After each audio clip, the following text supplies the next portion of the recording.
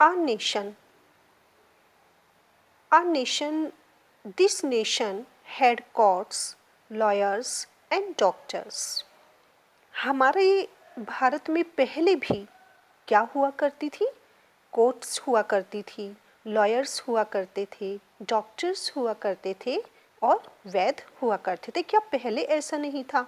क्या अदालतें, वकील, डॉक्टर्स, वैद्य सिर्फ अभी है? क्या ये पहले नहीं हुआ करते थे?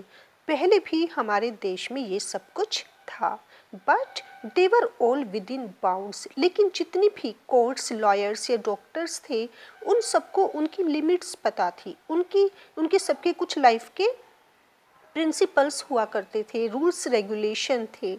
वो अपने आप को बड़ा नहीं मानते थे, वो अपने प्रोफेशन को बड़ा नहीं मानते थे। उनके लिए इंसान ही सब कुछ था। वो सेल्फिश नहीं थे, ग्रीडी नहीं थे, लालची नहीं थे या बेईमान नहीं थे। मीन्स उनके लिए मनी से पहले, अपने प्रोफेशन से पहले उनके लिए ह्यूमैनिटी, इंसानियत या इंसान ही सबसे बड़ा हुआ करता था, जो आज नहीं है। This nation had courts, lawyers and doctors, but they were all within bounds.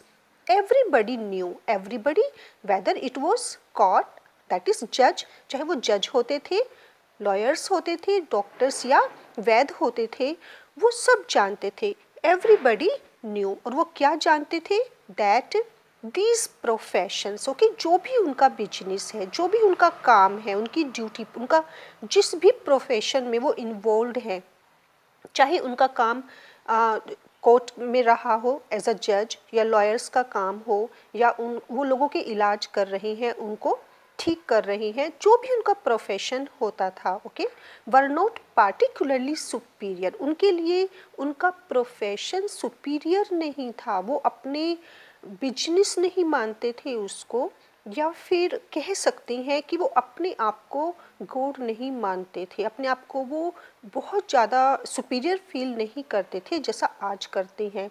आज लॉयर, डॉक्टर या जज अपने आप को बहुत ज़्यादा सुपीरियर फील करते हैं in comparison of human beings. दूसरे इंसान को जो उनके सामने है, उसे वो कैसा फील करते हैं कि वो जूनियर है या इन्फीरियर है, और वो अपने आप को इतना ज़्यादा एरोगेंट होते हैं कि वो अपने आप को सुपीरियर फील करते हैं, जबकि ऐसा पहले नहीं था। Okay, it is being said by Mahatma Gandhi. Moreover, इससे अलग और क्या होता था? Moreover, these vakils and vaids, okay, जो भी ये लॉयर्स या डॉक्टर्स, जो भी फिजिशियंस, वकील और वैद, डिड नॉट रोब पीपल, वो लोगों को क्या नहीं किया करते थे? लूटते नहीं थे, क्योंकि वो लालची नहीं थे, बेईमान नहीं थे। उनके लिए मनी ही सब कुछ नहीं था। उनके लिए उनका प्रोफेशन इतना ज़्यादा इम्पोर्टेंट नहीं था जितना उनके लिए कौन इम्पोर्टेंट था? पीपल। तो पहले क्या था कि जो इस प्रोफेशन में आते थे, जो इन लोगों का प्रोफेशन होता था, वो कभी भी लोगों के साथ बेईमानी नहीं करते थे या उनको लूटते नहीं थे। जैसे आज सबसे ज़्यादा जो रॉबरी होती है, रॉबर्स कह सकते हैं, वो माना जाता है कि जज, लॉयर्स या डॉक्टर्स सबसे ज़्यादा लोगों को क्या करते हैं? लूटते हैं, सबसे ज़्यादा डिसऑनेस्ट होते हैं, क्योंकि उनके लिए मनी ही सब कुछ होता है। दे वर कंसिडर्ड पीपल्स डिपेंडेंट्स, और वो लोगों पर डिपेंड रहते थे। मीन्स लोग उन पर डिपेंड नहीं रहते थे, इंसान उन पर डिपेंड नहीं था, बल्कि वो खुद किस पर डिपेंड रहते थे? इंसान पर या पीपल पर डिपेंड रहते थे। मीन्स कह सकते हैं कि वो लोग उन पर आश्रित नहीं थे, बल्कि वो लोगों के ऊपर आश्रित थे। मीन्स वो लोगों के मालिक नहीं थे, या वो मालिक नहीं बनकर रहते थे, बल्कि वो लोगों को ही अपना मालिक मानते थे। वो डज इट मीन जब वो कहते हैं कि दीज वकील्स did not rob people, they were considered people's dependent, वो डज इट मीन कि वो गुलाम थे किसके? लोगों के। वो मानते थे कि हम सर्विस कर रहे हैं, हम सेवा कर रहे हैं। जो भी उनका प्रोफेशन होता था, वो उसे एक सर्विस के रूप में, अपनी ड्यूटी के रूप में लेते थे। वो अपने आप को मास्टर नहीं मानते थे, बल्कि क्या मानते थे? सर्वेंट मानते थे। किसका? सोसाइटी का या पीपल का। सो दे वर कंसीडर्ड पीपल्स डिपेंडेंट, और यही रीज़न था कि वो हमेशा उनको इस तरह की एजुकेशन दी जाती थी, इस तरह की कल्चर थी, इस तरह की सिविलाइजेशन थी कि वो हमेशा मानते थे कि लोग हमसे नहीं हैं बल्कि हम लोगों से हैं, हम समाज से हैं। और यही रीज़न था कि वो अपना बेस्ट दिया करते थे जो भी उनके पास आता था। Not their masters, okay, people's dependents not their masters, कि वो लोगों के क्या नहीं है, मास्टर्स नहीं है।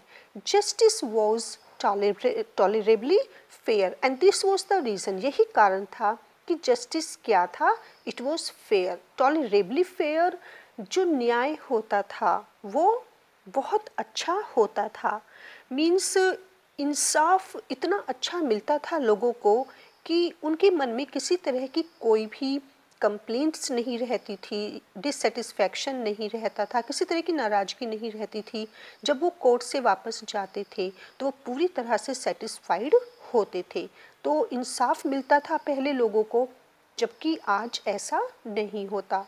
The ordinary rule was to avoid court, और जो एक ऑर्डिनरी रूल था लोगों का, बहुत ज़्यादा पहले ये विश्वास होता था या कोशिश रहती थी कि वो ज़्यादा से ज़्यादा क्या करे, कोर्ट को अवॉइड करे। मीन्स वो कोशिश करते थे, उनका एक मेन पर्पस यही होता था कोर्ट में ना जाना, कि किसी भी तरीके से हम कोर्ट में ना जाएं या लड़ाइयाँ ना लड़ें या केस ना करें, किसी भी तरीके से या तो कंप्रोमाइज़ हो जाए, एडजस्टमेंट हो जाए, या जो भी कॉन्फ्लिक्ट्स हैं वो कोर्ट के बाहर ही कंप्लीट हो जाएं, या जो भी प्रॉब्लम्स है वो सॉल्व हो जाएं। तो जो एक ऑर्डिनरी रूल होता था, जो मेन पर्पस होता था लोगों का, वो क्या होता था, not to go to court, okay, court को क्या करना, अवॉइड करना, अदालतों में ना जाना। There were no doubts to lure people into them. और आजकल क्या होता है कि बहुत ज़्यादा मीडिएटर्स हो जाते हैं, एजेंट्स हैं, ऐसे लोग भी बीच में हैं। जब लोग बहुत ज़्यादा हैरेस्ड फील करते हैं तो तभी वो किसकी हेल्प लेते हैं, जो मीडिएटर्स होते हैं, एजेंट्स होते हैं। लेकिन पहले ना तो सेल्फिश लोग होते थे, क्योंकि सेल्फिश नहीं होते थे, मनी माइंडेड पीपल नहीं थे, तो जो भी हेल्पलेस पर्सन था, पुअर था या कल्प्रिट होता था, उनके उन उनको एजेंट्स नहीं मिलते थे जो उनकी हेल्प कर सके। कह सकते हैं कि उन्हें परस्यू करने वाले, उन्हें इंस्टिगेट करने वाले लोग नहीं थे, उन्हें गलत रास्ते पर ले जाने वाले लोग नहीं थे। एजेंट क्या करते हैं कि, या कुछ ऐसे लॉयर्स होते हैं कि जो आपको जानबूझकर आपके केस को बहुत ज़्यादा लंबा खींचते हैं, आपके छोटी छोटी प्रॉब्लम्स, आपके छोटे छोटे कॉन्फ्लिक्ट्स को भी वो क्या चाहते हैं कि आप किसी भी तरीके से केस फाइल करें या आप कोर्ट में जाएं। तो वो उसमें कुछ एजेंट्स भी होते हैं, मीडिएटर्स भी होते हैं, जो लोगों से बहुत ज़्यादा पैसा लेते हैं, कमीशन लेते हैं, और वो उनको क्या करते हैं, और ज़्यादा परेशान करते हैं। So there were no doubts to lure people into them. तो लोगों को ल्योर करने के लिए, इंस्टिगेट करने के लिए, परस्यू करने के लिए, या उनको और ज़्यादा इन चीज़ों की, जैसे कहते हैं किसी को एक लालच देना, किसी को भरमाना, किसी को परस्वेड करना, राइट, उकसाना, इंस्टिगेट करना, जस्ट लाइक दैट। तो किसी इस तरह के जो स्वार्थी लोग होते हैं, सेल्फिश डिसऑनेस्ट एजेंट्स होते हैं, मीडिएटर होते हैं, जो अब हर जगह हैं, कोर्ट के बाहर भी, ऑफिस के बाहर, आप कॉलेजेस में जाएंगे, यूनिवर्सिटीज़ जाएंगे, इवन अगर आप टेंपल भी जाते हैं दर्शन करने के लिए, तो आप देखेंगे इस तरह के एजेंट्स होते हैं जो जो आपको, आपसे ये चाहेंगे कि आप उनको थोड़ा सा मनी दें, और वो ये शो करेंगे that they are ready to help you, कि वो आपकी हेल्प कर रहे हैं या आपकी प्रॉब्लम्स को और ज़्यादा छोटा बना रहे हैं, जबकि रियलिटी में उनका जो मेन पर्पस होता है वो सिर्फ क्या होता है, टू गेट मनी, आपसे पैसा लेना, ओके, चाहे वो कमीशन लेते हैं या चाहे वो किसी भी तरीके से उसको ले। तो ये जो डाउट्स होते हैं आपको हर जगह ये अब मिलने लगे हैं। तो महात्मा गांधी जी कह रहे हैं हिंद स्वराज में कि पहले इस तरह की कल्चर नहीं थी, पहले इस तरह की हमारे यहाँ पर सभ्यता नहीं थी, ये सब कुछ नहीं था, जबकि पहले भी सब कुछ काम होते थे, लेकिन पहले लोग डिसऑनेस्ट, करप्टेड या ग्रीडी, मनी माइंडेड या मटेरियलिस्ट नहीं थे। This evil, okay, this evil, ये जो बुराई, ये जो जिसकी हम बात कर रहे हैं, ये कहाँ थी? ओके, ये सब कहाँ था? क्योंकि उन्होंने, महात्मा गांधी जी ने ये माना है, शहरों को उन्होंने गलत माना है। उन्होंने हमें पीछे ऊपर बताया है कि जितनी भी बुराइयां होती हैं, करप्शन, डिसऑनेस्टी और ग्रीड, ये सब सेल्फिशनेस, ये सब हमेशा शहरों में होती है। मीन्स जितनी भी बुराइयां होती हैं या भ्रष्टाचार होता है, बेईमानी होती है, वो ज़्यादातर कहाँ देखी जाती है? शहरों में, right? So this evil too was noticeable only in and around capitals. और ये अगर बुराइयां होती थी तो ये सिर्फ कहाँ होती थी? कैपिटल्स के आसपास, या तो कैपिटल में होती थी या उसके आसपास ही देखी जा सकती थी। अदरवाइज गांव में या जो स्मॉल टाउन्स है, छोटे कस्बे हैं, उनमें ये सब बुराइयां कहीं भी कभी भी नहीं होती थी। The common people lived independently. और जो आम आदमी था, जो कॉमन पीपल, जो एक कह सकते हैं ऑर्डिनरी पर्सन होता था, वो बहुत आराम से, फ्रीली, इंडिपेंडेंटली वो अपनी लाइफ को जीता था। वो काफ़ी खुश रहता था, हैप्पी या सेटिस्फाइड रहता था। The common people lived independently, right? वो किसी पर भी क्या नहीं था? डिपेंड नहीं था। And followed there agricultural occupation. जो मेन ऑक्यूपेशन था कॉमन पीपल का, वो क्या था? That was agricultural. Okay, agricultural occupation में वो इन्वॉल्व था। और मोस्ट ऑफ द पीपल, जो बहुत ज़्यादा लोग थे, वो हमेशा किसको फॉलो करते थे? अपने उसी प्रोफेशन को जो उनके एंसेस्टर्स का होता था। वो खेती करते थे, खेतों में जाना पसंद करते थे, और इसके लिए वो अपने हाथ पैर बहुत अच्छी तरीके से यूज़ किया करते थे। मशीनों की हेल्प नहीं लेते थे, बल्कि वो किससे काम करते थे? अपने हाथ पैरों से काम करते थे, और वो काफ़ी खुश होते थे। दे एन्जॉयड ट्रू होम रूल। और ये कह सकते हैं कि यही एक हिंद स्वराज, जिसे हम कह सकते हैं कि यही एक स्वराज था, सच्चा स्वराज था। क्योंकि वो इतनी ज़्यादा खुश रहते थे कि उनको किसी की भी ज़रूरत नहीं थी। ना उनको किसी गलत रास्ते पर चलने की ज़रूरत थी, ना ही उनको बेईमानी करने की ज़रूरत थी। दे एन्जॉयड, और बहुत अच्छी तरीके से वो एन्जॉयड करते थे। और ये क्या था? True home rule. यही उनका सच्चा स्वराज था, right? And where this cursed modern civilisation, पता नहीं, हमें समझ नहीं आता कि ये जो मॉडर्न सिविलाइजेशन है, ये आखिर कहाँ से आई, क्यों आई, और ये कहाँ तक जा चुकी है। इसको देखिए, महात्मा गांधी जी ने कर्स्ट बोला है। ये कर्स्ट है। मॉडर्न सिविलाइजेशन क्या है? ये कर्स्ट है। कह सकते हैं कि एक तरीके से ये बिल्कुल यूज़लेस है, इररेलीवेंट है, और ये हमारे किसी भी काम की नहीं है, क्योंकि ये हमें एक रॉन्ग ट्रैक पर लेकर जा रही है। ये हमें अगर दे रही है, इससे हमें क्या मिला है? मॉडर्न सिविलाइजेशन से अगर हमें कुछ मिला है तो वो सिर्फ डिप्रेशन है, right? And where this cursed modern civilisation has not reached. और हम देख सकते हैं, जैसे उन्होंने ऊपर कहा कि ये मॉडर्न सिविलाइजेशन कहाँ पहुँच चुकी है? सिटीज़ में। जितनी भी बुराइयां हैं वो शहरों तक चली गई हैं, लेकिन अभी भी गांव और छोटे जो गांव हैं, कस्बे हैं, वो इनसे बचे हुए हैं, ये वहाँ तक नहीं गई है। And where this cursed modern civilisation has not reached, और जहाँ तक ये नहीं पहुँची है, अगर हम उन एरियाज़ को देखें जहाँ ये कर्स्ड मॉडर्न सिविलाइजेशन नहीं गई है, India India remains as it was before. और आप देखेंगे कि जहाँ ये मॉडर्न सिविलाइजेशन नहीं है, वहाँ पर आज भी लोग वैसे ही हैं जैसे वो पहले थे। वहाँ आज भी आप ऐसा ही भारत देखोगे जहाँ पहले, जैसा वो पहले हुआ करता था। तो अगर चेंजेस हम देख रहे हैं तो ये किसके कारण आए हैं? इस कर्स्ड मॉडर्न सिविलाइजेशन के कारण, इस गलत जो आधुनिक संस्कृति है, इसके कारण हमारे अंदर हमारा भारत चेंज हुआ है। लेकिन जहाँ ये संस्कृति, जहाँ ये सभ्यता नहीं पहुँची है, जो ये जिसको कर्स्ट बोला है महात्मा गांधी जी ने, वहाँ आज भी आप रियल और ट्रू आप हिंदुस्तान या भारत देख सकते हैं। वहाँ के लोग अभी भी उतने ही सीधे, सच्चे और खुश और लाइफ में हैप्पी हैं, सेटिस्फाइड हैं।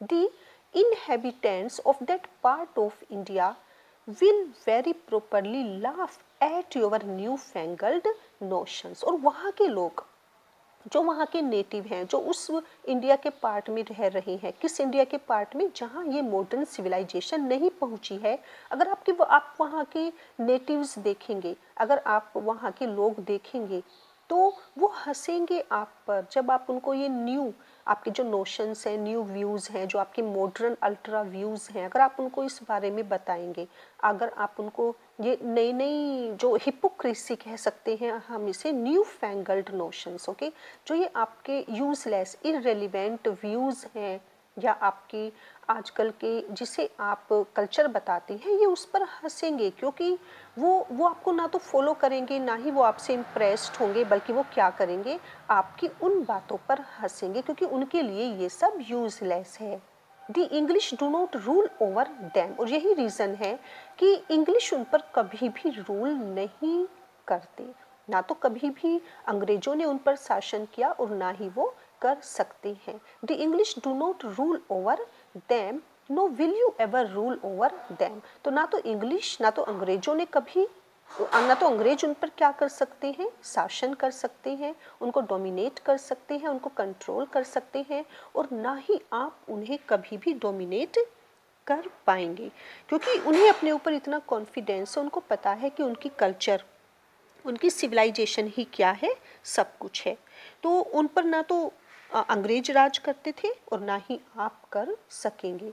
Those in whose name we speak we do not know, और वो जिनके नाम लेकर हम बोलते हैं, जिनके जिनके नाम पर हम बात करते हैं, we do not know, those in whose name we speak we do not know, और जिनके नाम पर हम बात करते हैं, जिनके नाम लेकर हम बोलते हैं, ना तो हम उनको जानते हैं, no do they know us, ना ही वो हमको जानते हैं, कि ना तो हम उन्हें जानते हैं, ना ही वो हमको जानते हैं, लेकिन फिर भी हम उनका नाम लेकर क्या करते हैं, बातें करते हैं। I would certainly advise you and those like you who love the mother land, और ये मेरी एक एडवाइस है आपको, ये मेरा एक सजेशन है, उनको मैं, उन सभी को मैं एक एडवाइस दूंगा जो किससे प्यार करते हैं, अपनी मदर लैंड से प्यार करते हैं। अगर आपके अंदर देश प्रेम है, अगर आप अपनी मातृभूमि से सच्चा प्यार करते हैं, तो मेरी आपको ये सलाह है to go into the interior, कि एक बार आप जाएं, कहाँ जाएं, उस इंटीरियर पार्ट में जाएं, उस इंटीरियर एरिया में या पोर्शन में जाएं इंडिया के, that has yet been not polluted, जो अभी तक क्या नहीं हुआ है, पॉल्यूटेड नहीं हुआ है, जो अभी तक ऐसा ही है जैसे पहले था, राइट।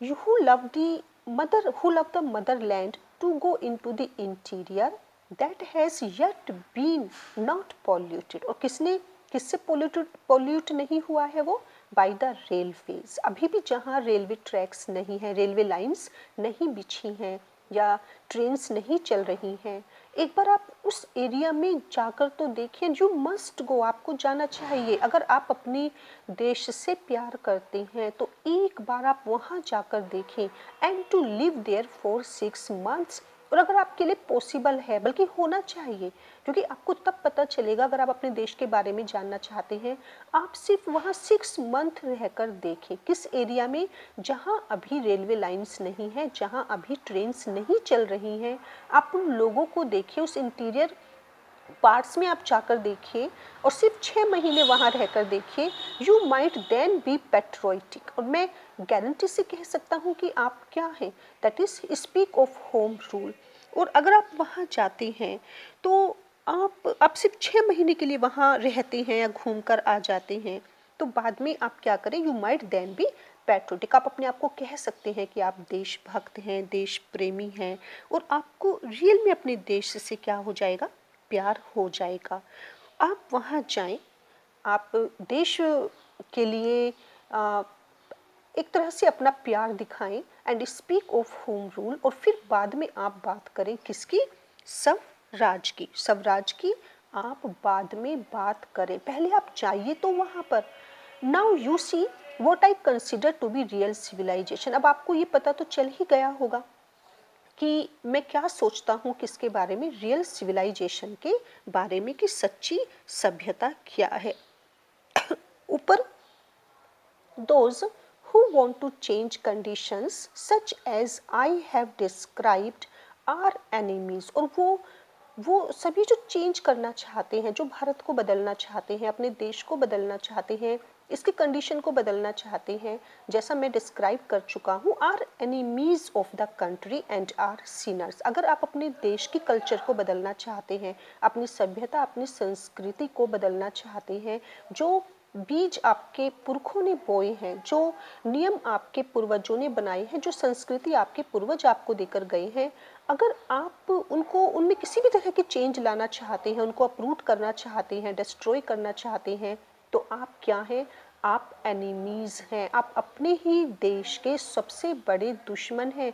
दूसरे आपका कुछ नहीं बिगाड़ पाएंगे, क्योंकि आप खुद ही अपने हाथों से अपने देश को डिस्ट्रॉय कर रहे हैं या इसका नुकसान कर रहे हैं। और आपसे बड़ा आपके अपने देश का कोई भी दुश्मन नहीं है।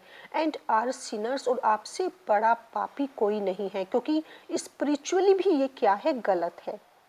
आप अपने आप को देशभक्त कहना तो छोड़िए, आप बहुत बड़ा पाप कर रहे हैं। आप बहुत बड़े दुश्मन हैं अपने देश के, अगर आप अपने देश की संस्कृति से प्यार नहीं करते। Okay, so that is real civilization